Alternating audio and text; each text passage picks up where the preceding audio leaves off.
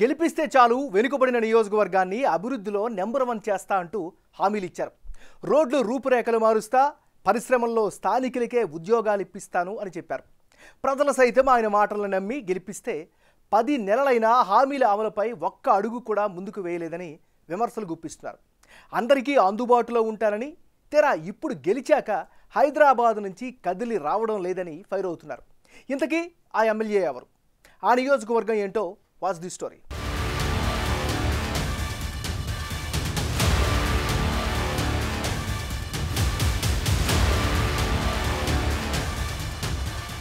కుమ్రంభీం జిల్లా సిర్పూర్ టి కాగజ్ నగర్ సంఖ్యాపరంగా 1వ నెంబర్ నియోజకవర్గం అయినప్పటికీ కూడా అభివృద్ధిలో మాత్రం నెంబర్ 1 కాదని అక్కడి ప్రజలు చెబుతుంటారు. ఇప్పుడు ఈ నియోజకవర్గం హాట్ టాపిక్ గా మారుతోంది.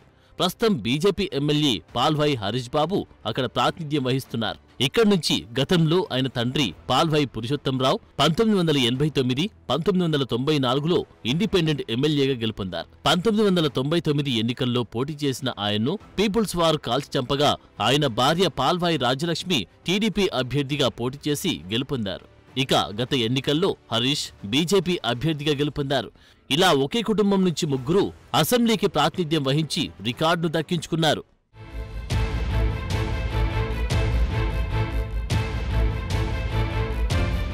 తనను గెలిపిస్తే అభివృద్ధిలో వెనకబడిన నియోజకవర్గాన్ని అన్ని రంగాల్లో అభివృద్ధి చేస్తానని హామీ ఇచ్చారట.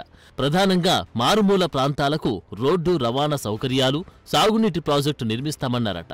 సిర్పూర్ పేపర్ మిల్లులో కూడా స్థానికులకు ఉద్యోగాలిప్పిస్తామని చెప్పారట. ఆ హామీలు నమ్మి తన ప్రత్యర్థి కోనేరు కోనప్పను కాదని పాల్వాయి హరీష్ కు గత ఎన్నికల్లో ప్రజలు పట్టం కట్టారు. విజయం విషయంలో రికార్డును దక్కించుకున్న హరీష్ హామీల అమలును మాత్రం గాలికి వదిలేశారని నియోజకవర్గ వాసులు విమర్శలు గుప్పిస్తున్నారు.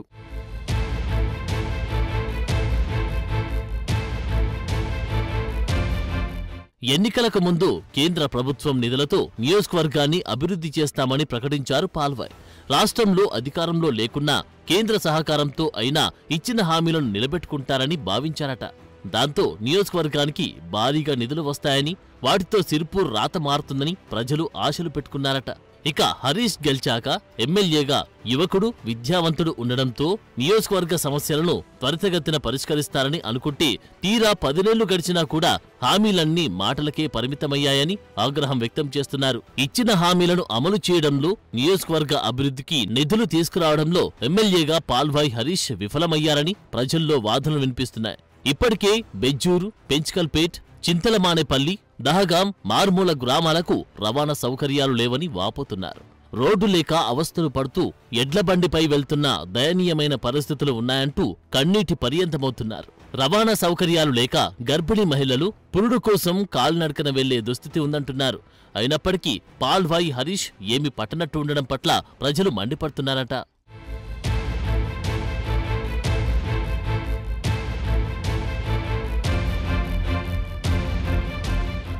ఎమ్మెల్యేగా గెలిస్తే పేపర్ మిల్లులో కూడా స్థానికులకు ఉద్యోగాలిప్పిస్తామని హరీష్ మాట ఇచ్చారట. 5,000 ఉద్యోగాలు స్థానికేతరులకే ఇచ్చారు. అందులో 4,000 ఉద్యోగాలు స్థానికులకే ఇస్తామని అన్నారట.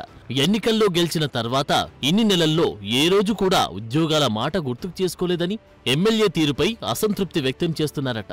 ఇంతకాలం ఓపిక పట్టిన ప్రజలు ఇప్పుడు ఆ హామీల సంగతేంటని ప్రశ్నించడానికి రెడీ అవుతున్నారని టాక్ నడుస్తోంది. మరి ముఖ్యంగా స్థానికంగా అందుబాటులో ఉంటూ ప్రజాబంధు అవుతారని స్థానికులు ఆశలు పెట్టుకున్నారట.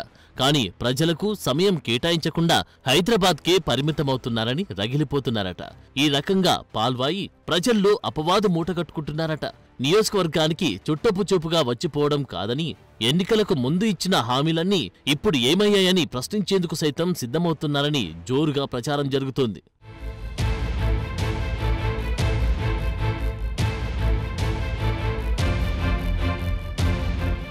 అయితే మరోవైపు ఎమ్మెల్యే పాల్వాయి మాత్రం ఈ ఆరోపణలు కొట్టిపారేస్తున్నారట.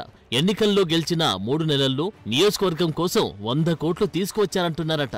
ఇది అభివృద్ధి కాదా అంటూ ప్రశ్నిస్తున్నారట. మరి ప్రజల అసంతృప్తితో అయినా పాల్వాయి హరీష్ తీరు మార్చుకుంటారో లేదో అని చర్చ జరుగుతోంది.